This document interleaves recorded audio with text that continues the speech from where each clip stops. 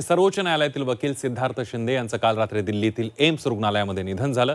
ते 48 वर्षांचे होते। शाळेतील आपल्या वर्गमित्राच्या आठवणींनी अभिनेता रितेश देशमुख भावुक झाले। सिद्धार्थ शिंदे यांच्या सोबतच्या आठवणींना रितेश देशमुख यांनी उजाळा दिला।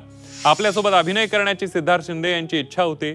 छत्रपती शिवाजी महाराजांवरील आगामी चित्रपटाच्या चित्रीकरणात हा योग जुळून आल्याची हृदयस्पर्शी आठवणही रितेश देशमुख यांनी एक्स समाज माध्यमावर पोस्ट केली आहे। काय ट्वीट केलंय रितेश यांनी बघूया। हे शेअर करताना माझं मन खूप जड झालंय। सिद्धार्थ शिंदे शाळेतील माझा प्रिय वर्गमित्र आणि सर्वोच्च न्यायालयातील ज्येष्ठ वकील, खूप दयाळू, नम्र, नेहमीच उबदार, स्मितहास्य आणि अढळ पाठिंबा देणारा होता।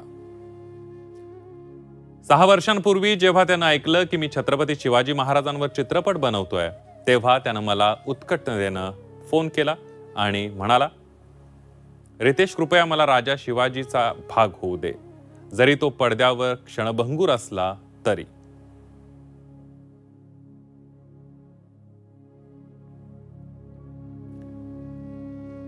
काही महिन्यांपूर्वी आम्ही संजय दत्त यांच्या सोबत 2 दिवस एकत्र शूटिंग मध्ये घालवले। आज मी मित्राचे दृश्य संपादित करत असताना तो किती अविश्वसनीय होता हे पाहून हसत होतो। मला वाटलं की मी त्याच्यासोबत आनंद शेअर करण्यासाठी फोन करावा। मग धक्कादायक बातमी आली की तो आता आपल्यात नाही। आपण एकत्र हा चित्रपट पाहत आहोत, हसत आहोत, आठवणी काढत आहोत याची कल्पना करून मला वेदना होत आहेत। नियतीच्या काही वेगळ्याच योजना होत्या।